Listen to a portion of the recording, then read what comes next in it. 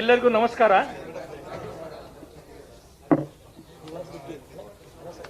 ಇವತ್ತಿನ ಈ ಒಂದು ಪತ್ರಿಕಾಗೋಷ್ಠಿಯಲ್ಲಿ ಭಾರತೀಯ ಜನತಾ ಪಾರ್ಟಿಯ ಕರ್ನಾಟಕ ರಾಜ್ಯ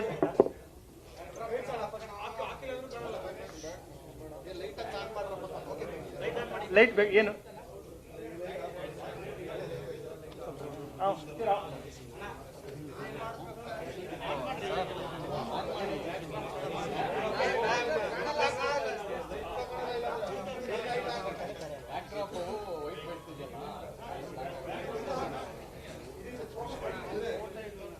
ಇವತ್ತಿನ ಈ ಪತ್ರಿಕಾಗೋಷ್ಠಿಯಲ್ಲಿ ಭಾರತೀಯ ಜನತಾ ಪಾರ್ಟಿಯ ರಾಜ್ಯ ಅಧ್ಯಕ್ಷರು ನಮ್ಮನ್ನೆಲ್ಲ ಸದಾ ಪ್ರೇರಣೆಯನ್ನು ಮಾಡ್ತಾ ಇರ್ತಕ್ಕಂಥ ಶ್ರೀಯುತ ನಳಿನ್ ಕುಮಾರ್ ಕಟೀಲ್ ಅವರಿದ್ದಾರೆ. ಅವ್ರಿಗೂ ಸ್ವಾಗತವನ್ನ ಬಯಸ್ತೇನೆ. ಹಾಗೆ ಕರ್ನಾಟಕದ ನಿಕಟಪೂರ್ವ ಮುಖ್ಯಮಂತ್ರಿಗಳು ಸದಾ ಕರ್ನಾಟಕದ ಗೋಸ್ಕರ ಅನೇಕ ಕೆಲಸಗಳನ್ನ ಮಾಡಿದಂತ ಮಾನ್ಯ ಬಸವರಾಜ ಬೊಮ್ಮಾಯಿ ಅವ್ರಿಗೂ ಕೂಡ ತಮ್ಮೆಲ್ಲರ ಪರವಾಗಿ ಸ್ವಾಗತವನ್ನ ಬಯಸ್ತಾ ಇದ್ದೀನಿ. ಹಾಗೆ ಇವತ್ತಿನ ಈ ಪತ್ರಿಕಾಗೋಷ್ಠಿಯಲ್ಲಿ ಕೇಂದ್ರದ ಸಂಸ್ಕೃತಿ ಮಂತ್ರಿ ಭಾರತೀಯ ಜನತಾ ಪಾರ್ಟಿಯ ರಾಷ್ಟ್ರೀಯ ವಕ್ತಾರು ಆಗಿ ಕೆಲಸವನ್ನ ನಿರ್ವಹಿಸಿದಂತ ಮೀನಾಕ್ಷಿ ಲೇಖಿ ಅವರು ಬಂದಿದ್ದಾರೆ. ಅವ್ರಿಗೂ ತಮ್ಮೆಲ್ಲರ ಪರವಾಗಿ ಸ್ವಾಗತವನ್ನ ಬಯಸ್ತಾನೆ. ಹಾಗೆ ಈ ಒಂದು ಪತ್ರಿಕಾಗೋಷ್ಠಿಯಲ್ಲಿ ಕರ್ನಾಟಕ ರಾಜ್ಯದ ಭಾರತೀಯ ಜನತಾ ಪಾರ್ಟಿಯ ಹಿರಿಯ ನಾಯಕರುಗಳು ಸನ್ಮಾನ್ಯ ಅಶ್ವಥ್ ನಾರಾಯಣರವರು, ಸನ್ಮಾನ್ಯ ಕೋಟಾ ಶ್ರೀನಿವಾಸ ಪೂಜಾರಿ ಅವರು, ಸನ್ಮಾನ್ಯ ಶ್ರೀ ಭೈರತಿ ಬಸವರಾಜ್ ಅವರು, ಹಾಗೆ ವಿಧಾನ ಪರಿಷತ್ತಿನ ಸದಸ್ಯರಾದಂತ ಛಲವಾದಿ ನಾರಾಯಣ ಸ್ವಾಮಿ ಅವರು ಕೂಡ ಇದ್ದಾರೆ. ಅವ್ರಿಗೂ ಸ್ವಾಗತವನ್ನ ಬಯಸ್ತಾ ಈ ಒಂದು ಪತ್ರಿಕಾಗೋಷ್ಠಿಯಲ್ಲಿ ಪಾಲ್ಗೊಂಡಂತ ತಮ್ಮೆಲ್ಲರಿಗೂ ಸ್ವಾಗತವನ್ನ ಬಯಸ್ತಾ ಇವಾಗಿನ ಈ ಪತ್ರಿಕಾಗೋಷ್ಠಿಯನ್ನ ಮಾನ್ಯ ಬಸವರಾಜ ಬೊಮ್ಮಾಯಿ ಅವರು ನಡೆಸಿಕೊಡೋರಿದ್ದಾರೆ.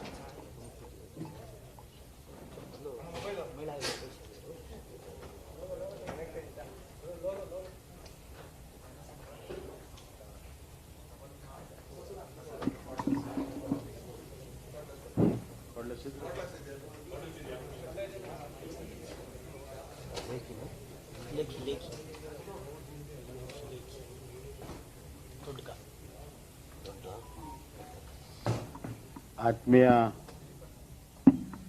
ಮಾಧ್ಯಮದ ಸ್ನೇಹಿತರೆ, ಇಂದು ವಿಶೇಷವಾಗಿರುವಂತಹ ಪತ್ರಿಕಾಗೋಷ್ಠಿಗೆ ಬಂದಿರುವಂತ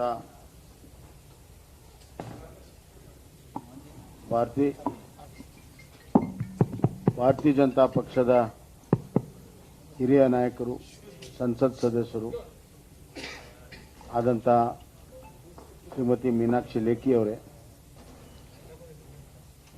ರಾಜ್ಯದ ಭಾರತೀಯ ಜನತಾ ಪಕ್ಷದ ಅಧ್ಯಕ್ಷರು, ಸಂಸತ್ ಸದಸ್ಯರು, ಆತ್ಮೀಯರಂತ ನಳಿನ್ ಕುಮಾರ್ ಕಟೀಲ್ ಅವರೇ, ಹಾಗೂ ನಮ್ಮ ಹಿಂದಿನ ಸಚಿವ ಸಂಪುಟದ ಸೌದೆಗಳಾಗಿದ್ದಂಥ ಶಾಸಕರಾದಂಥ ಬಸವರಾಜ ಭೈರತಿಯವರೇ, ಶ್ರೀನಿವಾಸ ಪೂಜಾರಿ ಅವರೇ, ಅಶ್ವಥ್ ನಾರಾಯಣ ಅವರೇ, ಛಲವಾದಿ ಲಕ್ಷ್ಮೀನಾರಾಯಣ ಅವರೇ, ರವಿಕುಮಾರ್ ಅವರೇ, ಎಲ್ಲ ಆತ್ಮೀಯರೇ,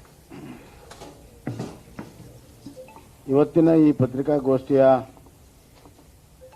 ಪ್ರಮುಖ ವಿಚಾರವನ್ನು ನಮ್ಮ ಹಿರಿಯ ನಾಯಕರಾದಂಥ ಶ್ರೀಮತಿ ಮೀನಾಕ್ಷಿ ಲೇಖಿ ಅವರು ತಗೊಳ್ತಾರೆ.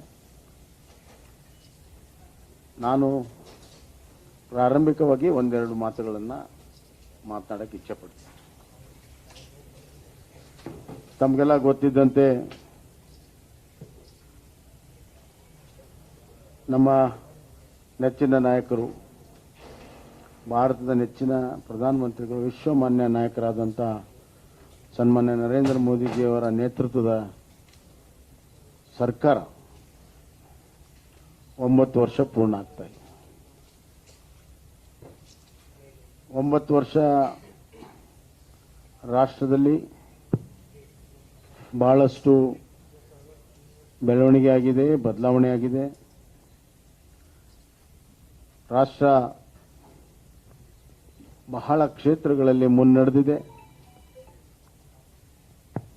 ಎಲ್ಲಕ್ಕಿಂತ ಹೆಚ್ಚಾಗಿ ಪ್ರತಿಯೊಬ್ಬ ನಾಗರಿಕನ ಬದುಕಿನಲ್ಲಿ ಕಳೆದ 9 ವರ್ಷದ ನೀತಿ ಮತ್ತು ಕಾರ್ಯಕ್ರಮಗಳ ಫಲವಾಗಿ ಪ್ರತಿಯೊಬ್ಬ ನಾಗರಿಕನ ಬದುಕಿನಲ್ಲಿ ಬಹಳ ದೊಡ್ಡ ಆರ್ಥಿಕ, ಶೈಕ್ಷಣಿಕ, ಸಾಮಾಜಿಕ ಬದಲಾವಣೆ ಮತ್ತು ಉನ್ನತೀಕರಣ ಆಗಿರುವಂತಹದ್ದು ನಾವು ನೋಡ್ತೇವೆ. ಇವತ್ತು ಸನ್ಮಾನ್ಯ ನರೇಂದ್ರ ಮೋದಿಜಿಯವರು ಅಧಿಕಾರವನ್ನು ತೆಗೆದುಕೊಂಡಂತಹ ಸಂದರ್ಭದಲ್ಲಿ ಭಾರತದ ಆರ್ಥಿಕ ಪ್ರಗತಿ ಕುಂಠಿತವಾಗಿತ್ತು. ಸ್ಪಷ್ಟವಾದಂಥ ನೀತಿ ಇರಲಿಲ್ಲ. ಪ್ಯಾರಲಿಸಿಸ್ ಆಫ್ ಪಾಲಿಸಿ ಆಗಿತ್ತು. ಒಂದಾದ್ಮೇಲೆ ಒಂದು ಸ್ಕ್ಯಾಂಡಲ್ಗಳು ಎಲ್ಲ ಕ್ಷೇತ್ರಗಳಲ್ಲಿ ಇದ್ದುದನ್ನು ನಾವು ನೋಡ್ತಾ ಇದ್ದೀರಿ. ಭಾರತದ ವಿಶ್ವಾಸಾರ್ಹತೆ ಬಹಳ ತೆಳಮಟ್ಟಕ್ಕೆ ಕುಸಿತಿತ್ತು.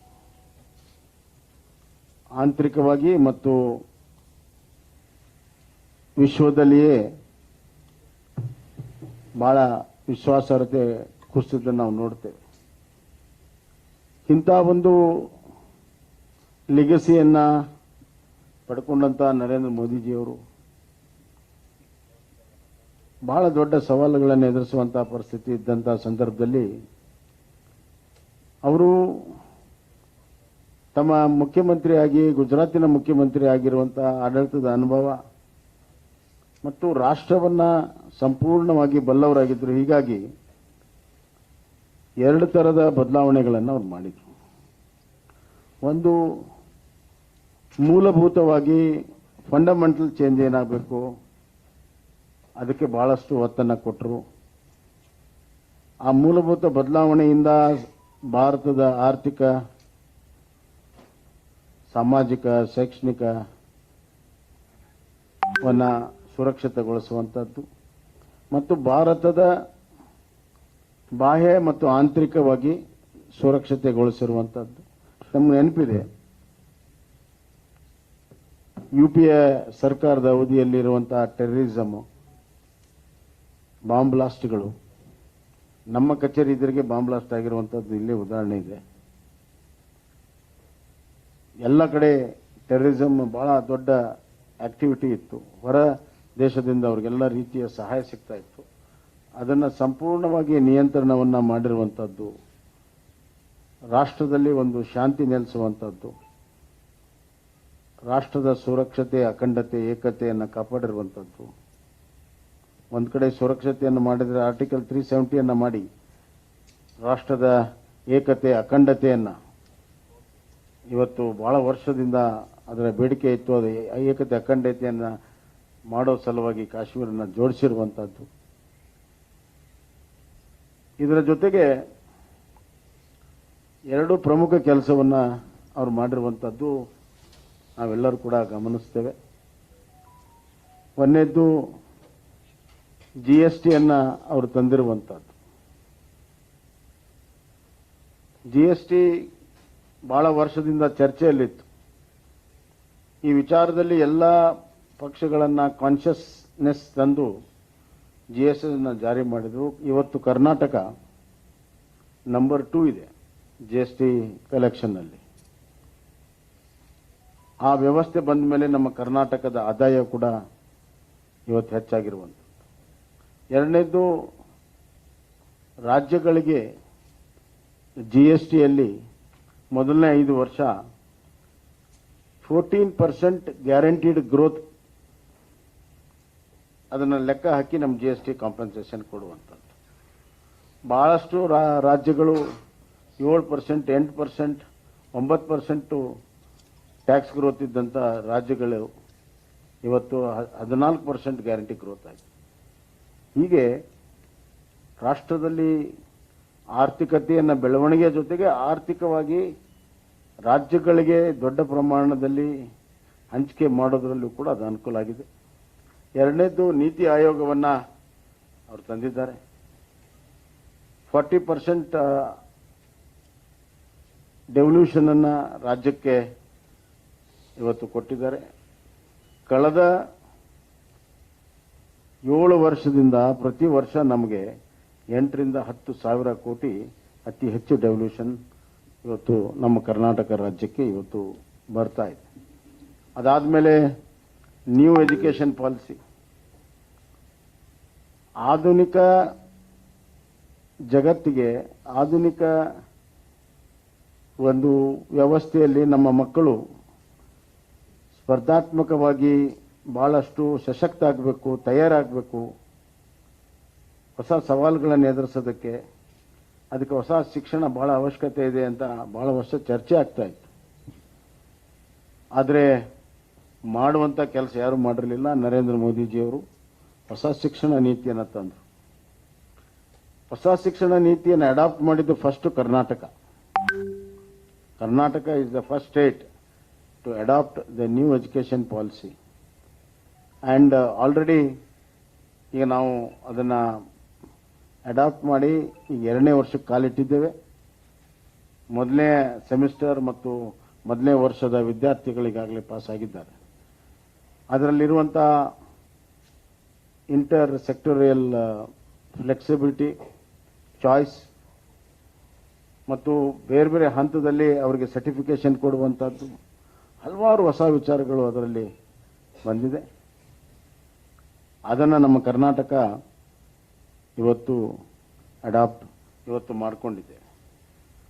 ಇದರ ಜೊತೆಗೆ ಸಾಮಾಜಿಕವಾಗಿ ಎಕನಾಮಿಕ್ ವೀಕರ್ ಸೆಕ್ಷನ್ಗೆ ಇವತ್ತು 10% ರಿಸರ್ವೇಷನ್ ಅನ್ನು ಕೊಟ್ಟಿರುವಂಥದ್ದು, ಸುಪ್ರೀಂ ಕೋರ್ಟ್ ಅದನ್ನು ಎತ್ತಿ ಹಿಡಿದಿರುವಂಥದ್ದು ಮತ್ತು OBC ಕಮಿಷನ್ಗೆ ಒಂದು ಕಾನ್ಸ್ಟಿಟ್ಯೂಷನಲ್ ವ್ಯಾಲಿಡಿಟಿಯನ್ನು ಕೊಟ್ಟಿರುವಂಥದ್ದು. ಹೀಗೆ ಆರ್ಥಿಕವಾಗಿ, ಶೈಕ್ಷಣಿಕವಾಗಿ, ಸಾಮಾಜಿಕವಾಗಿ ಮೂಲಭೂತ ಬದಲಾವಣೆಗಳನ್ನು ನರೇಂದ್ರ ಮೋದಿಜಿಯವರು ತಂದಿದ್ದಾರೆ. ಕರ್ನಾಟಕ ಮಟ್ಟಕ್ಕೆ ಹೇಳಬೇಕಾದ್ರೆ ಬಹಳ ದೊಡ್ಡ ಕೊಡುಗೆ ಅವರ ಯೋಜನೆಗಳಿಂದ ಬಂದಿದೆ. ಇನ್ಫ್ರಾಸ್ಟ್ರಕ್ಚರಲ್ಲಿ ತಮಗೆಲ್ಲ ಗೊತ್ತಿದೆ, ಅತಿ ಹೆಚ್ಚು ನ್ಯಾಷನಲ್ ಹೈವೇ ಕಳೆದ 73-74 ವರ್ಷದಲ್ಲಿ ಏನು ನ್ಯಾಷನಲ್ ಹೈವೇ ಆಗಿತ್ತು ಸುಮಾರು 4,500 ಕಿಲೋಮೀಟರ್. ಆದರೆ ಕಳೆದ 9 ವರ್ಷದಲ್ಲಿ ಇವತ್ತು 5,000 ಕಿಲೋಮೀಟರ್ ಮಂಜೂರಾತಿಯಾಗಿ ಅದರಲ್ಲಿ 30,000 ಕೋಟಿ ರೂಪಾಯಿ ಬಿಡುಗಡೆಯಾಗಿ ಇವತ್ತು ಬಹುತೇಕವಾಗಿ ಎಲ್ಲ ಕಾಮಗಾರಿಗಳು ಕೂಡ ಮುಗಿಯುವ ಹಂತದಲ್ಲಿದ್ದಾವೆ. ಅದೇ ರೀತಿ ನಮ್ಮ ಮೆಟ್ರೋಗೆ ಬಹಳ ದೊಡ್ಡ ಬೆಂಗಳೂರು ಮೆಟ್ರೋಗೆ ಸಹಾಯವನ್ನು ಮಾಡಿದ್ದಾರೆ. ಸಬರ್ಬನ್ ರೈಲ್ಗೆ 15,000 ಕೋಟಿ ರೂಪಾಯಿಯ ಯೋಜನೆಯನ್ನು ಕೊಟ್ಟಿದ್ದಾರೆ. ಮತ್ತು ಮೊನ್ನೆ ಮುಖ್ಯಮಂತ್ರಿಗಳು ಫೈನಾನ್ಸ್ ಕಮಿಷನ್ 5,000 ಕೋಟಿ ರೂಪಾಯಿ ಬರಬೇಕಾಗಿತ್ತು, ಬಂದಿಲ್ಲ, ಕೇಳಿಲ್ಲ ಅಂತ ಹೇಳ್ತಾರೆ. ಫೈನಾನ್ಸ್ ಕಮಿಷನ್ ಇಂಟೀರಿಯಂ ರಿಪೋರ್ಟ್ ಅಲ್ಲಿ ಇತ್ತು, ಹೊರತಾಗಿ ಫೈನಲ್ ರಿಪೋರ್ಟ್ ಅಲ್ಲಿ ಇರಲಿಲ್ಲ. ಆ ಇಂಟೀರಿಯಂ ರಿಪೋರ್ಟ್ ಅಲ್ಲಿ ಇದ್ದದ್ದನ್ನು ಕೂಡ ನಾವು ಹಲವಾರು ಬಾರಿ ಅದರ ಪ್ರಯತ್ನಗಳನ್ನು ಮಾಡಿದ್ದೇವೆ. ಆ ಪ್ರಯತ್ನದ ಫಲವಾಗಿಯೇ ನಮ್ಗೆ ಸಬರ್ಬನ್ಗೆ ಅವ್ರು ಫೈನಲ್ ರಿಪೋರ್ಟ್ ಅಲ್ಲಿ ಹೇಳಿದ್ರು, we will give to the infrastructure of the Bengaluru ಅಂತ. ಅದಕ್ಕಾಗಿ ಬೆಂಗಳೂರು ಸಬರ್ಬನ್ಗೆ ವಿಶೇಷವಾಗಿ ಅನುದಾನವನ್ನು ಕೊಟ್ಟಿದ್ದಾರೆ. ಆ ಮಾತನ್ನ ಸಿದ್ದರಾಮಯ್ಯ ಅವರು ಹೇಳಲ್ಲ. ಅದೇ ರೀತಿ 5,000 ಕೋಟಿ ಅಪರ್ ಭದ್ರಾ ಕೊಟ್ಟಿದ್ದಾರೆ. ವಿಶೇಷವಾಗಿರುವಂಥ ಅನುದಾನ 5,130 ಕೋಟಿ ರೂಪಾಯಿ ಅಪರ್ ಭದ್ರಾ ಯೋಜನೆಗೆ ಕೇಂದ್ರ ಸರ್ಕಾರ ಇವತ್ತು ಬಜೆಟ್ ಅಲ್ಲಿ ತೆಗೆದಿಟ್ಟಿದೆ. ಮತ್ತು ಈ ವರ್ಷ ರೈಲ್ವೆ ಬಜೆಟ್ ಅಲ್ಲಿ 7,500 ಕೋಟಿ ರೂಪಾಯಿ ರೈಲ್ವೆ ಬಜೆಟ್ ಅಲ್ಲಿ ಇವತ್ತು ಕರ್ನಾಟಕಕ್ಕೆ ಒದಗಿಸಿದೆ. 5 ವರ್ಷದಲ್ಲಿ ಏನು ಒದಗಿಸ್ತಾ ಇತ್ತು ರೈಲ್ವೆ ಬಜೆಟ್ ಅಲ್ಲಿ ಪ್ರತಿ ವರ್ಷ, ಅದನ್ನು ಒಂದೇ ವರ್ಷದಲ್ಲಿ 7,500 ಕೋಟಿ ರೂಪಾಯಿ ಇವತ್ತು ಕೇಂದ್ರ ಸರ್ಕಾರ ಇದೇ ವರ್ಷ ನಮಗೆ ಒದಗಿಸಿದ್ದಾರೆ. ಇದಲ್ಲದೆ ನಮಗೆ ಬೆಂಗಳೂರು ಮೈಸೂರು ಹೈವೇ ವಿಶೇಷವಾಗಿ ಕೊಟ್ಟಿದ್ದಾರೆ.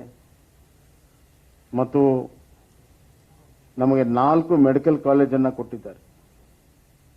4 ಮೆಡಿಕಲ್ ಕಾಲೇಜನ್ನು ಕರ್ನಾಟಕಕ್ಕೆ ಕೊಟ್ಟಿದ್ದಾರೆ. ಒಂದು IITಯನ್ನು ಕೊಟ್ಟಿದ್ದಾರೆ. ಮತ್ತು ಮಂಗಳೂರು ಕಾರವಾರ ಪೋರ್ಟ್ ಎಕ್ಸ್ಪಾನ್ಷನ್ಗೆ ದುಡ್ಡು ಕೊಟ್ಟಿದ್ದಾರೆ. 2 ಹೊಸ ಪೋರ್ಟ್ಗಳಿಗೆ ಇವತ್ತು ಅನುಮತಿಯನ್ನು ಕೊಟ್ಟಿದ್ದಾರೆ ಸಾಗರಮಾಲಾ ಯೋಜನೆ ಅಡಿಯಲ್ಲಿ. ಸುಮಾರು 1230 ಕೋಟಿ ರೂಪಾಯಿ ಅಷ್ಟು ಅನುದಾನ ಕೋಸ್ಟಲ್ ಏರಿಯಾ ಡೆವಲಪ್ಮೆಂಟ್ಗೆ ಕೊಟ್ಟಿದ್ದಾರೆ. ಕೋಸ್ಟಲ್ ಏರಿಯಾದಲ್ಲಿ ಟೂರಿಸಂ ಅನುಕೂಲ ಆಗಲು ನಮ್ಮ CRZ ಪ್ಲಾನ್ 30 ವರ್ಷದ ಬೇಡಿಕೆ ಇತ್ತು. CRZ ಪ್ಲಾನ್ಗೆ ಇವತ್ತು ಅವರು ಅನುಮತಿಯನ್ನ ಇವತ್ತು ಅವರು ಕೊಟ್ಟಿದ್ದಾರೆ. ಮತ್ತು ಎಂಪ್ಲಾಯ್ಮೆಂಟ್ ದೃಷ್ಟಿಯಿಂದ ಗುಲ್ಬರ್ಗಾದಲ್ಲಿ ಒಂದು ಜವಳಿ ಪಾರ್ಕ್ ಅನ್ನು ಕೊಟ್ಟಿದ್ದಾರೆ. 1 ಲಕ್ಷ ಜನರಿಗೆ ಎಂಪ್ಲಾಯ್ಮೆಂಟ್ ಸಿಗುವಂತ ಜವಳಿ ಪಾರ್ಕ್ ಅನ್ನು ಅನುದಾನದೊಂದಿಗೆ ಅವರು ಕೊಟ್ಟಿದ್ದಾರೆ. ಹೀಗೆ ಹೇಳ್ತಾ ಹೋದರೆ ಬೇಕಾದಷ್ಟು ಅನುಕೂಲಗಳು ಕೇಂದ್ರದಿಂದ ಆಗಿದೆ. ಇದನ್ನ ರಾಜ್ಯ ಸದುಪಯೋಗ ಮಾಡಿಕೊಂಡು ಜನರಿಗೆ ಮುಟ್ಟಿಸುವಂತ ಕೆಲಸ ರಾಜ್ಯ ಸರ್ಕಾರ ಮಾಡಬೇಕು. ಇದರಲ್ಲಿ ರಾಜಕಾರಣ ಮಾಡುವಂಥದ್ದು ರಾಜ್ಯದ ಜನತೆಗೆ ನುಕ್ಸಾನ್ ಆಗ್ತದೆ ಹೊರತಾಗಿ. ಆದ್ದರಿಂದ ಇವತ್ತು ಈ ಎಲ್ಲ ಯೋಜನೆಗಳನ್ನು 9 ವರ್ಷದಲ್ಲಿ ನರೇಂದ್ರ ಮೋದಿಜಿಯವರು ನಮಗೆ ಕೊಟ್ಟಿರುವಂತಹದ್ದು ನಾವೆಲ್ಲರೂ ಕೂಡ ಕರ್ನಾಟಕದ ಜನ ಆಭಾರಿಯಾಗಿದ್ದೇವೆ ಅನ್ನುವಂಥ ಮಾತನ್ನು ನಾನು ಹೇಳಕ್ಕೆ ಇಚ್ಛೆಪಡ್ತೇನೆ. ರೈತ ಸನ್ಮಾನ ಯೋಜನೆ 16,000 ಕೋಟಿ ರೂಪಾಯಿ ಕಳೆದ 4 ವರ್ಷದಲ್ಲಿ ಸುಮಾರು 54 ಲಕ್ಷ ಜನ ರೈತರಿಗೆ ಇವತ್ತು ನಮ್ಮ ಕರ್ನಾಟಕದಲ್ಲಿ ಬಂದಿದೆ. 54 ಲಕ್ಷ ಜನ ರೈತರಿಗೆ ನೇರವಾಗಿ DBTಯಲ್ಲಿ ಬಂದಿದೆ. ಅದರ ಜೊತೆಗೆ 1.5 ಕೋಟಿ ಆಯುಷ್ಮಾನ್ ಕಾರ್ಡ್ ಇವತ್ತು ಕರ್ನಾಟಕಕ್ಕೆ ಇವತ್ತು ಬಂದಿರೋದು ನಾವೆಲ್ಲ ನೋಡ್ತಾ ಇದ್ದೇವೆ. ಹೇಳ್ತಾ ಹೋದ್ರೆ ಬಹಳ ದೊಡ್ಡ ಪಟ್ಟಿ ಇದೆ. ಇವತ್ತು ಪ್ರಧಾನ ಮಂತ್ರಿ ಆವಾಸ್ ಯೋಜನೆ ಕೇವಲ ಒಂದು ಫಾರ್ಮಲ್ ಆಗಿ ಒಂದು ಡಿಜಿಟಲ್ ಪ್ಲಾಟ್ಫಾರ್ಮ್ ಬದಲಾವಣೆ ಮಾಡಕ್ಕೆ ಒಪ್ಪದೆ ಸುಮಾರು 17 ಲಕ್ಷ ಮನೆಗಳ ಮಂಜೂರಾತಿ ಹಿಂದಿನ ಸರ್ಕಾರ ಕಾಲದಲ್ಲಿ ತಡೆ ಹಿಡಿಯಲಾಗಿತ್ತು. ನಾವು ಬಂದ ಮೇಲೆ ಈಗ ಸುಮಾರು 17 ಲಕ್ಷ ಪ್ರಧಾನಮಂತ್ರಿ ಆವಾಸ್ ಯೋಜನೆಗೆ ಮಂಜೂರಾತಿಯನ್ನು ಕೊಟ್ಟಿದ್ದಾರೆ. ಬರುವಂತಹ ದಿನಗಳಲ್ಲಿ ಅವುಗಳಿಗೆ ಇವತ್ತು ನಾವು ಕೇಂದ್ರ ರಾಜ್ಯ ಸರ್ಕಾರ ಅನುದಾನವನ್ನು ಒದಗಿಸಬೇಕಾಗ್ತದೆ. ಅಂದಾಗ ಮಾತ್ರ ಅದು ಬಡ ಜನರಿಗೆ ಮುಟ್ಟಿಸಕ್ಕೆ ಸಾಧ್ಯ ಇದೆ. ಇವತ್ತು 9 ವರ್ಷದ ಬದಲಾವಣೆ ಬಹಳ ಪ್ರಮುಖವಾಗಿತ್ತು ಅಂತ ನನ್ನ ಭಾವನೆ. ನರೇಂದ್ರ ಮೋದಿಜಿ ಅವರು ಪ್ರಧಾನಮಂತ್ರಿ ಆಗಿದ್ದರಿಂದ ಇವತ್ತು ವಿಶ್ವದಲ್ಲಿ ಭಾರತಕ್ಕೆ ಮಾನ್ಯತೆ ಸಿಕ್ಕಿದೆ. ರಾಷ್ಟ್ರ ರಾಜ್ಯ ಸುರಕ್ಷಿತವಾಗಿದೆ. ಬಡವರ ಗರೀಬ್ ಕಲ್ಯಾಣ ಯೋಜನೆಗಳು ಪ್ರಾರಂಭ ಆಗಿದೆ. ಮುದ್ರಾ ಯೋಜನೆಯಲ್ಲಿ 60 ಲಕ್ಷ ಜನ ಯುವಕರಿಗೆ, ಕರ್ನಾಟಕದ ಯುವಕರಿಗೆ ಇವತ್ತು ಸಾಲ ಸೌಲಭ್ಯ ಸಿಕ್ಕಿದೆ. ಮುದ್ರಾ ಯೋಜನೆಯಲ್ಲಿ ಪ್ರಧಾನಮಂತ್ರಿ ಸ್ವನಿಧಿ ಯೋಜನೆಯಲ್ಲಿ 1.5 ಲಕ್ಷ ಜನ ಬೀದಿ ವ್ಯಾಪಾರಿಗಳಿಗೆ ಸಾಲ ಸೌಲಭ್ಯ ಸಿಕ್ಕಿದೆ. ಇದೆಲ್ಲ ಸಿಕ್ಕಿರುವಂಥದ್ದು ನಾನು ಹೇಳ್ತಿರುವಂಥದ್ದು. ಹೀಗೆ ಕಟ್ಟಕಡೆಯ ಮನುಷ್ಯ ಬಡವರಿನಿಂದ ಹಿಡಿದು ಇನ್ಫ್ರಾಸ್ಟ್ರಕ್ಚರ್ ಅಭಿವೃದ್ಧಿವರೆಗೂ ಇವತ್ತು ನಾವು ಎಲ್ಲವನ್ನೂ ಕೂಡ ಅಭಿವೃದ್ಧಿ ಆಗ್ತಿರುವಂಥದ್ದು ನಾವು ನೋಡ್ತೇವೆ. ಇನ್ನು ಕೆಲವು ಫಂಡಮೆಂಟಲ್ ಚೇಂಜಸ್ ಅಲ್ಲಿ ಇನ್ನೊಂದು ರೈತರಿಗೆ ಬಹಳ ಪ್ರಮುಖವಾಗಿರುವಂಥದ್ದು MSP ಹಳೆ ಮಾನದಂಡ ಬಹಳ ವರ್ಷದಿಂದ ಇತ್ತು. ಆ MSPನ ಸುಮಾರು 300 ಪಟ್ಟು ಹೆಚ್ಚನ್ನ ಮಾಡಿರುವಂಥದ್ದು ನರೇಂದ್ರ ಮೋದಿಜಿಯವರ ಸರ್ಕಾರ. ಇದರಿಂದ ರೈತರಿಗೆ ಕಷ್ಟದಲ್ಲಿ ಮಾರುವಂತ ಅವರ ದವಸ ಧಾನ್ಯಕ್ಕೆ ಬೆಂಬಲ ಬೆಲೆ ಅತಿ ಹೆಚ್ಚು ಇವತ್ತು ಸಿಗುವಂತ ಇವತ್ತು ಕೆಲಸಗಳಾಗಿದೆ. ಅದರ ಜೊತೆಗೆ ಫ್ಲಡ್ಸ್ ಅಲ್ಲಿ ಕೂಡ ಪರಿಹಾರ ಕೊಡುವಂತ ಮಾನದಂಡ ಬಹಳ ಹಳೇದಿತ್ತು.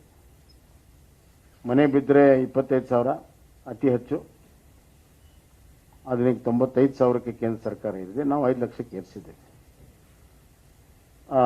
ಒಣ ಬೇಸಾಯಕ್ಕೆ ಕೇವಲ 2,000 ಇತ್ತು, ಅದನ್ನು 6,500 ಕೇಂದ್ರ ಸರ್ಕಾರ ಹೆಚ್ಚು ಮಾಡಿದೆ. ಹೀಗೆ ಫ್ಲಡ್ಸ್ ಆಗಲಿ, ಸಂಕಷ್ಟದಲ್ಲಿರುವಾಗ ಪರಿಹಾರ ಹೆಚ್ಚಾಗಿದೆ, ಬೆಂಬಲ ಬೆಲೆ ಹೆಚ್ಚಾಗಿದೆ, ಅಮೂಲ್ಯಕರವಾಗಿರುವಂತಹ ಅವಶ್ಯಕತೆ ಇರುವಂತಹ ಎಲ್ಲ ಬದಲಾವಣೆಗಳನ್ನು ತಂದಿದೆ. ರಾಷ್ಟ್ರವನ್ನ ಆರ್ಥಿಕವಾಗಿ ಸಬಲೀಕರಣ ಆಗಿದೆ.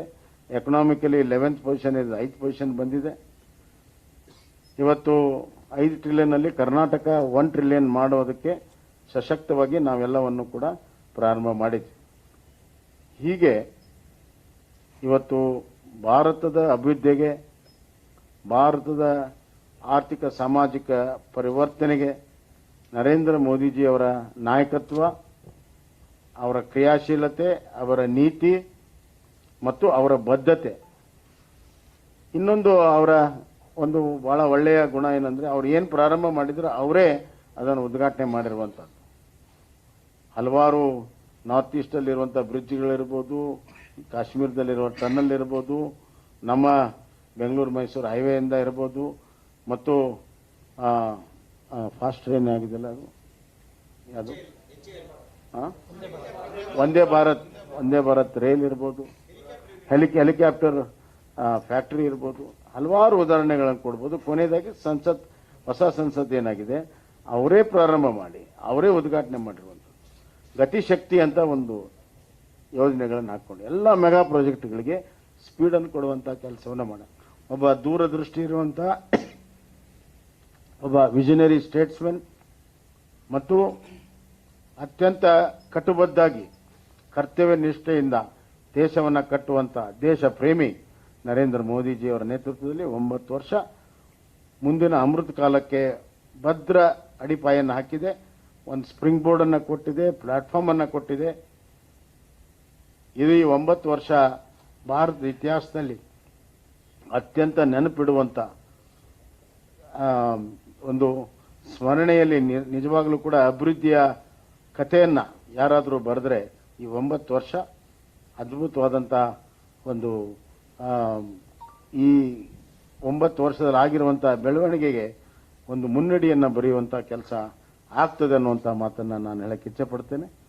ಅದನ್ನು ಅಮೃತ ಕಾಲದಲ್ಲಿ ಅವರ ಏನು ಆಶೆ ಇದೆ, ಭಾರತವನ್ನು ಶ್ರೇಷ್ಠವಾಗಿ ವಿಶ್ವದಲ್ಲಿ ಮಾಡಬೇಕನ್ನೋದಕ್ಕೆ ಈ 9 ವರ್ಷದ ಅವರ ಪರಿಶ್ರಮ ಆಗ್ತದೆ ಅನ್ನುವಂಥ ಮಾತನ್ನು ಹೇಳಿ, ಅಮೃತ ಕಾಲದೆಡೆಗೆ ಹೋಗೋದಕ್ಕೆ ಮೋದಿಜಿಯವರ ನಾಯಕತ್ವ ಮುಂದುವರಿಬೇಕು. ಇಡೀ ದೇಶದ ಹಂಬಲ ಇದೆ, ದೇಶದ ಜನರ ಹಂಬಲ ಇದೆ, ಅದು ಆಗ್ತದೆ ಅನ್ನುವಂಥ ವಿಶ್ವಾಸದೊಂದಿಗೆ ನನ್ನ ಮಾತನ್ನು ಮುಗಿಸ್ತೇನೆ. ಇದು ಈ 9 ವರ್ಷಗಳ ಸೇವೆ, ಸುಶಾಸನ ಮತ್ತೆ ಬಡವರ ಕಲ್ಯಾಣದ ಬಗ್ಗೆ ಏನು ನಮ್ಮ ಪ್ರಗತಿ ಇದೆ ಅದನ್ನ ಒಂದು ಪಿಪಿಟಿ ರೂಪದಲ್ಲಿ ತೋರಿಸುತ್ತೆ. ಒಂದು ಓಕೆ, ಈಗ ಮೀನಾಕ್ಷಿ ಲೇಖಿ ಅವರು ತಮ್ಮನ್ನ ಕುರಿತು ಮಾತಾಡ್ತಾರೆ. Just sit with the people who are making and connect that with my speaking. Let us sit. You go and sit with them. Sit with them.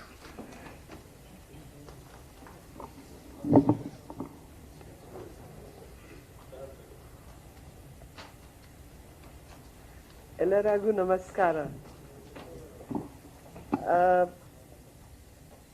My dear friends, I'm here after some time, and I was listening to what CM Saab was saying.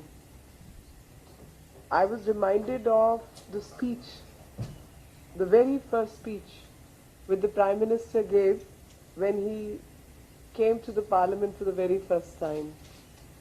He touched the podium, he bowed to the steps, he bowed to the Parliament at the steps of the Parliament, and then once he went in, he said in Hindi, मेरी सरकार, ये सरकार गरीबों को, किसानों को, वंचितों को समर्पित है, which means that this government is dedicated to the poor, the farmers and the marginalized. And the biggest marginalization that happens in the society is that of women. So automatically the women's welfare has been part of his program. So past 9 years have showcased what is good governance. It has showcased what is the kind of speed with which country can progress and work, and what true development entails. This is how on these 3 limbs I can discuss the developmental process. And I must say, in past 9 years, it's not been easy, and in English, as we say, it's been an Herculean task. And it's been a Herculean task to deal with corruption. It's been a Herculean task to deal with Jan Seva. It's been a Herculean task to deal with development of the marginalized. It's been quite a task. But we all know the word Herculean task. We all understand the depth and the width of the enormity of a problem the moment I say Herculean task. But if I was to say it was a Bhagirath Prayas, how many of you would understand? Bhagirath Prayatna, how many will understand? The fact is, no, I'm very happy everyone will. The fact is that across India, in our general matter of speech, we started using words like Herculean task. We stopped using words like Bhagirathi, Prayatna or Prayas. So it's what the point I'm trying to make is, the task was tough. We are on the right track. We've been delivered many promises. And this journey of 9 years has been a journey of delivery from promises. Not just open promises, but delivery from promises. And the civilizational change in value systems. And which got depicted yesterday. Nobody knew that a thing like Sangol existed in our country. Nobody knew the civilizational power of this country. And the task of Mr. Modi has been to develop, to progress, to do everything and keeping the civilizational ethos and values of this country. And that's what he has been trying to do. And that was what my emphasis was, that Herculean task is something which is understood, but Bhagirathi Prayatna or Prayas is less spoken, is not talked about, because the elites who got into power post 1947, when India became independent, tried to deny that civilizational link to their own civilization from which they benefited. And the prayas on the part of Prime Minister has been to regenerate that feeling of pride in all of us about the civilizational ethos and values of this country. And that has been a Bhagirathi Prayatna or Prayas by itself. And I must say that when we talk about Jan Kalyan, if I can have the PPT. So they've already reached the vaccine. I must say that at the time of COVID or the pandemic, we got to see that so many systems collapsed, not only in India, but even amongst the more developed nations. A lot of countries, I would not like to name, but could not even dispose of their dead. Their dead bodies were kept in refrigerators for a very long time. But in India, which is not so rich, we had a very large population to deal with. Our infrastructures were weak, but instead of crumbling due to that weakness, he's one man who stood by his Kartavya Nishtha, by the deeds he did, and I'm sure all of us benefited by the Covaxin, Covishield, the vaccines made in India, and you can understand the impact of those vaccines, which have proved to be one of the best vaccines in the world.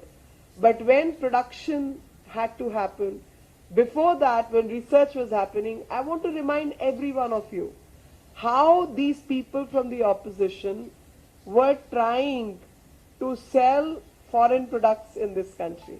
They had no confidence that Indian products could be as good or better, but they were insisting that import vaccines from other countries and give us those vaccines. When Government of India planned that vaccines will be given to the senior citizens first, and before even senior citizens, to corona warriors, the forces, the army, the nurses, the doctors, the Safai Karamcharis, the Raitus, when they will be given the vaccine first, these people were questioning that policy. When India gave vaccine to the senior citizens first, they were questioning, where are the vaccines for my children? Now, can you imagine the kind of chaos which was sought to be created? Because if one had followed those policies, a lot of people would have died. For the simple reason, the most vulnerable class is the senior citizens. And if senior citizens could not be protected, no one else would have been protected, and there would have been many more deaths. So they were playing up with the lives of people when India needed all the political parties to come together and work for the nation's benefit, work for the people's benefit. But these people's mindset was completely different even at that point in time. On the other side, you had a leader like Pradhan Mantri, Mr. Modi, who sat down with the private agencies who had the capacity to produce vaccines, asked them that, can you produce this vaccine? They said, sir, it's too much of research which needs, and we don't have that kind of money to set up new units in which this vaccine can be produced. So Government of India gave 3,500 crore to each of those companies who promised to deliver, and the only condition was that the Government of India required vaccines to be sell in the open market. And Indian government will be your biggest buyer. We will be buying, you will have a captive production for us. And when the vaccine started to distribute, at that point in time, these people said it will take 20 years to vaccinate 1.2 billion doses. Government of India finished that task. Each one of us can sit and talk without mask because all of us are vaccinated. And the Prime Minister's vaccine is no different from the vaccine you and me have got, or our Safai Karamchari has got, or people at the bottom of the ladder have got, and all of us got our vaccine at the right time from a center close to where we could have got. Each one of us have e-certificates with us. You know, the most so-called rich countries, I wouldn't call them developed now, I'll say the most rich countries of the world do not have a digital certificate. Do you know the kind of chaos? They could not even handle the kind of workload we have. We got 2.2 billion doses for everyone, and at the right time. So managing that system, which was COVID, and when questions were raised about COVID, we said it's an open source system, anyone can take it from here. I'm sorry to have jumped from vaccination to straight away to digital infrastructure, but you will all understand the kind of capacity which was showcased by Government of India while handling pandemic, while handling the requirement for oxygen. And that showcasing was not just relevant, it was with the bhav, with the emotion of serving the people of this country who elected him, who made him the Prime Minister. And with that service, it also showcased the determination, it showcased the will, it showcased the resilience of this country, and that's what the Prime Minister embodies. Prime Minister is representing all the good things the country is representing today. We are all energized, we want changes, we are aspirational, we want work, we are connected to our roots, we want to progress ahead, we want to use technology, and that's what is being embodied by the office of the Prime Minister. The Prime Minister as a person embodies all these things and is leading from the front. He's leading from the front because when I talked about marginalized, I mean, imagine the kind of work which has been done for the most marginalized community, that is the women of this country. Nobody bothered how much weight a woman carries on her head while bringing fire, fuel for fire. Nobody bothered how much time she spends when there is no ration at home. Nobody understood that what kind of time and energy is wasted by a woman in fetching water so that the children can get cooked meal or bathing or for other requirements. But here is a government which is working directly, which is again leading from the front, and Prime Minister is overseeing these programs where issues which really touch the soul of women, which represent womanhood. I mean, womanhood cannot but be represented by a phase in life when children drop out of the school because of menstruation. Women get into difficulty because they are unable to function properly at that point in time. Prime Minister of the country talking about sanitary pads? Prime Minister of the country talking about sanitation facilities in this country? Yes, yesterday he said we built the Parliament House, but we also built 13 crore toilets. That is the strength on which this government has worked.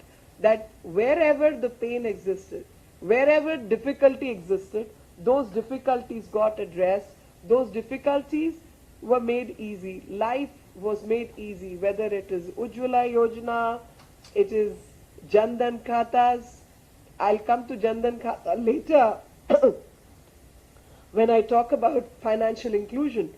But Har Ghar Nal Se Jal, Ayushman Yojana, which the CM has already spoken about, so many aspects, sanitary pads, toilets, Har Ghar Nal Se Jal, these are issues which were not even addressed for a common woman.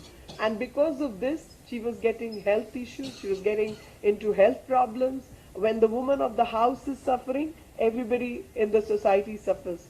Children, husband, in-laws, parents, everybody is suffering. When the focal point, the woman of the family suffers, everyone suffers. So he tried to address.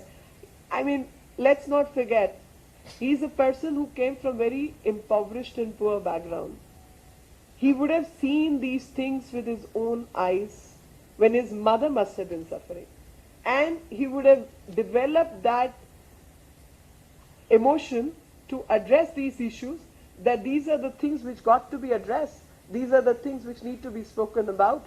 And you see a result of a true sensitivity towards the cause. And that sensitivity is reflected by the work done. That sensitivity is reflected by the speed with which the work gets done. And if I talk about the next slide, let's move to the next. Medical treatment, we've already spoken about. So, poor. Here I will say everybody talked about Garibi Hatao. Ever since I've been born, I've been listening to this word, and I'm above 50. For that many years, Garibi Hatao. So for that many years, Garibi Hatao program was going on, and the Garibi was not, we were not able to get rid of Garibi. What we were getting in return is more Garib, and what we were getting is more corruption. Because all the money that was meant for the poor was going into some people's pocket. It never reached the last person which had to be connected, which had to get that benefit. So government sending money and money is not reaching. We talked about financial inclusion, but there was no inclusion. We talked about reaching doorstep delivery, but it was not happening. You know, within 4 months, initial year when he took over as a Prime Minister, he came up with this Jan Dhan Yojana, Jan Dhan bank accounts, and everyone, you can go back, check the reports, your own teams would have covered the opposition, and they said, you're burdening the banks because these people have no money. What are these accounts worthy of? And this is the most useless scheme which Government of India is bringing, which Prime Minister is bringing. Remember that time, as you remember about COVID, because it happened in recent past. Look at the negativity. Every time a good thing gets done, the amount of negativity which is poured into it. Lack of understanding, lack of vision is all I can think of. At that point in time when these bank accounts were opened, this was actually for social and financial inclusion. Imagine 70 years of India's independence, and this country with 100 crore plus population only had close to 12 crore bank accounts. Can you imagine? 12 crore bank accounts for 100 crore people. This was the state. And more than 100 crore people were there. And there would have been families which would have got more than 5 accounts, 10 accounts just in one family. So not even 10 crore people had the bank accounts. At that point in time, it was decided to open the bank accounts, even for those who do not have money to put, but bank account be opened so that they get access to banking facility. And you see, even in terms of GDP, when you look at this figure, more than 50%, 60%, I must say, of our GDP comes from unorganized sector. And those people who are working in the unorganized sector had no access to the organized money, which is government money, or public money's access was not available to those people. You know, a street vendor, a person selling mangoes, a person selling flowers, a person selling vegetables, a person running a tea stall, a woman selling papad, they had no access. So this financial inclusion, Jan Dhan Khata, was the biggest financial inclusion that could have happened anywhere in any country across the globe. And with these bank accounts, you give them access to public funding, you gave them access to financing, you gave them dignity, you brought in the money earned by them into the banking facility. Because they had the money, but they didn't know what to do with it. They could not enter banking system, but he brought them to the banks. And here were the bank officers who were going to them to open the bank accounts, giving them that sense of pride and dignity which is so much needed. And with that money, they got insurance, they got health benefits, they got easy loans, they could run their businesses, and then Government of India also got the record how much money is needed by whom. So Startup India, Stand Up India, Mudra Yojana, all these programs could be run because of one act of Jan Dhan Khata, which is initial scheme brought in. And that is the vision which this Prime Minister carried with himself when he took on as the Prime Minister. And you see the result in over 9 years. This has been a government which is there to serve the community, which is there to serve the people, reaching out to the unreached, not just talking about marginalized people, but working for the marginalized people and removing those impediments which are there and which are impeding a person's growth. Eliminating corruption. And that was the biggest thing that happened, eliminating corruption. Gati Shakti, the Prime Minister has already talked about Gati Shakti, CM has also talked about. So I must say, Gati Shakti, there are various verticals. And we've all seen that whenever any act of infrastructure is going on, how a road has to meet a railway station, how railway station needs to be connected with the port, how port needs to be connected with an airport, where the markets are going to be, where the locality is going to be, how many people are going to get impacted, where electricity will flow, where the transmission line for internet will come, where the water supply is going to come from. So many things need to be planned. And Prime Minister's Gati Shakti program is all about all those verticals. So no developmental activity needs to be seen in isolation. There has to be a bracket in which everything else needs to follow.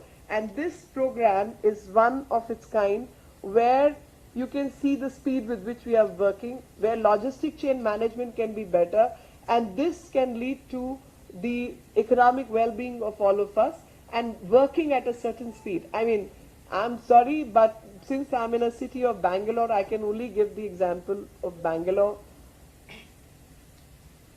So many issues from past are pending, including one flyover, corrupt practices, account given to someone, contract given to someone, not completed, etc., etc. I'm not going into the detail because it's a non-political press today. But I must say, how many lanes highway? Mysore? 10 lane. 10 lane highway, Bangalore-Mysore, which was long desired by the people of the state, got completed in a record time. Yeah? This indicates corruption-free governance. This is indicative of the speed with which monitoring and good governance, because good governance is also about not just handing over projects, good governance is also about monitoring projects. Can you imagine India today has constructed more than 4 lakh kilometer worth of roads? Can you imagine, I mean, for a common parlance I can say, without going into the record numbers, that 1.5 times the circumference of the earth is the length of the road which has been built over these years, in 8-9 years. When we came in 2014, you know, the highway construction had reduced to some 4.5 kilometer and some say 12 kilometer. There were probably different statistics for different areas. The area I come from, up north, it was pretty less, but on an average, even if it was 12 kilometer a year, per day, 12 kilometer per day, today it has gone up by 40 kilometers per day. 40 kilometers a day. So many people who were left without water. Today, more than 13 crore people, 13 crore homes have got water, including places like Rajasthan. Drought-prone areas, the rural Janta which never had water, water at the height of Himachal and Arunachal. That is the kind of work which is going on right now in water supply management. And water, of course, I related the water to the need of the women, because most women are fetching water for their family. Not taking off that pot of water from the head, which we call ghada on our side. I don't know what's called in Kannadiga, but sar se ghada hatane ka kaam Pradhan Mantri ko karna pada. Can you imagine the kind of weight women were carrying over their heads to meet the drudgery they were going through to meet the requirements of the family, and nobody bothered? Nobody was interested even in addressing these issues. And this is to do with your infrastructure development, that when you are dealing with the development or development of an area, you will talk about canals, you will talk about water management system. In fact, I must say on water management, I met someone on the way today, this morning on the flight, and he said, you know, the country is going to face a huge crisis, and that's going to be water. And we will probably have to import water from outside this country, from countries like Canada, and export people from here because we have such a large population. I said, I must tell you something, that to conserve water, when India completed its 75th year of independence, Prime Minister announced Azadi Ka Amrit Mahotsav, and there were all kind of suggestions that how do you celebrate 75 years of independence, and you send a satellite, etc., etc. And Prime Minister, I still remember that conversation, where he said, you know, these are not the things which I'm interested, these are PR exercises, we need something solid to be done for the people. And the plan was to build 75,000 ponds across the country, so that, which is called Amrit Sarovar, so that these reservoirs of water recharge the earth. These reservoirs become the storage space for water, marine life to life in the water, to every other life can be protected, human life of course can be protected, plants, animals, and there is enough water for the people. I must say, on conservation, on environmental conservation, on wildlife conservation, we saw cheetahs and highest number of animals which have gone into the highest number of wildlife animals which have happened in recent past. This is a country which is a country of yuva, of youth, because we have more than 60% young people in this country. And even at this point in time, whether it's sports, the very best kind of performance, still a long way to go, is happened because Podium Target program was run by the government. So many facilities across the country have been created in sporting sector, new education policy, to Startup India, funds being made available for starting other such activities, for women also in the startup sector, information technology, the cheapest rate for internet and highest consumption and highest density is what you see in these years, and connectivity. I mean, there is so much to say, there is so much to showcase, that even in the field of youth and infrastructure has been done. A bit quick.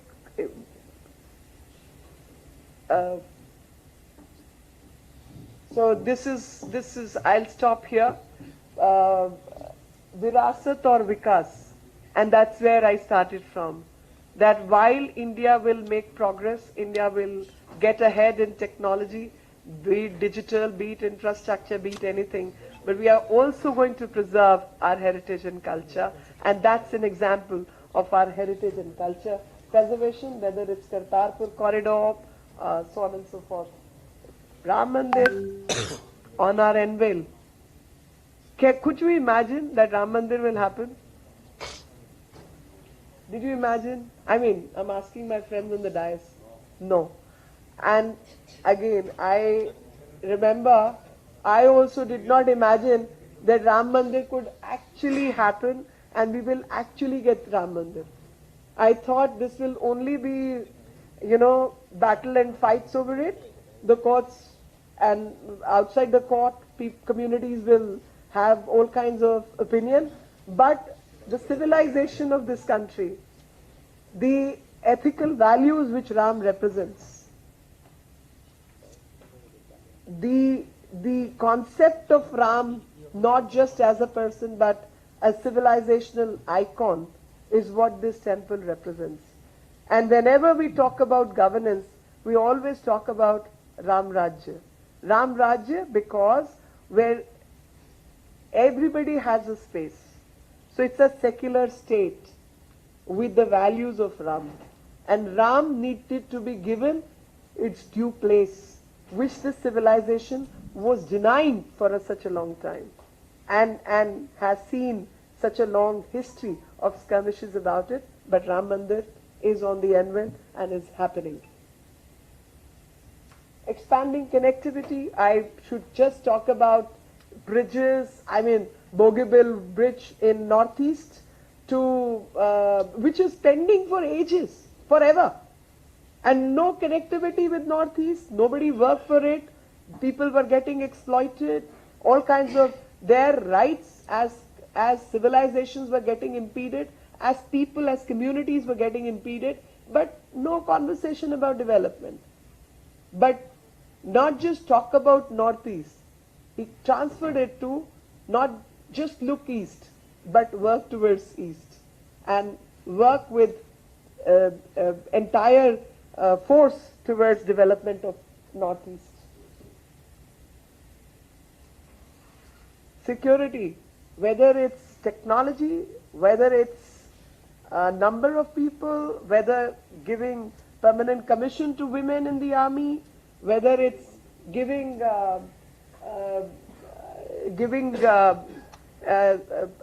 asking every other state and bringing certain percentage, 25% women, 15%, gradually increasing that number of women in the paramilitary forces, abolishing 370. I mean, the Ram Mandir and 370 were things like I thought I will probably die without seeing this happen in front of my eyes. But that happened because it's directly related to the safety and security of our country. And G20 that happened recently at Srinagar showcased the strength of this country, and that's what this government has showcased, its determination to bring that change which was asked for by the country for a very, very long time. So it was not just a promise, but it was delivery of a promise that happened. Now, whether it's Yemen, Syria, Nepal, Ukraine, recently Afghanistan, and just now Sudan, so on and so forth.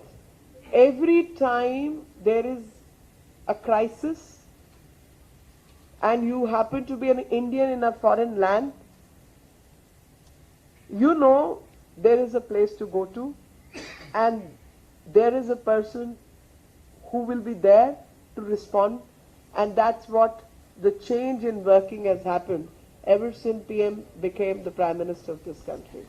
That the government of India will respond to the need of its people no matter where they are. And that response will be in terms of what is required and what is asked of as a government. These are the changes in attitude, in conduct, and in reaching out to the unreached again. Even in foreign countries, we engaged in these rescue missions. I must say, whether it's G20, it's SCO presidency, or the visits of the Prime Minister outside the country, all of them have added a feather in the cap of India, because we get to benefit. The moment India gets to be, the stature of India goes up by Prime Minister's conversation, by his presence, by eulogy that people have to offer him outside the country, whether it's investment coming into this country, or it's a sense of security for Indians outside, or sense of pride also, or it's about reaching out, or it's about getting help from others when we are in difficulty, which happened during COVID. It's all adds up to the benefit of the people of our country.